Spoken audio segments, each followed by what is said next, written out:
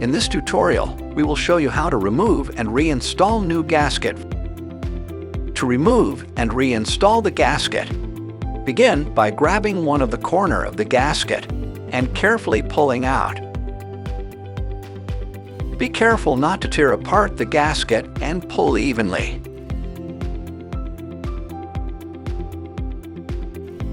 Before installing a new gasket, it is recommended to soak the new gasket in hot water for at least 15 minutes, or preheat using heat gun if available. Now, to install the gasket, begin by inserting the corner first and pressing all the way. Once you have your 4 corners inserted, you will proceed working inwards, pushing along the gasket to make it inserted into the crevice of the door.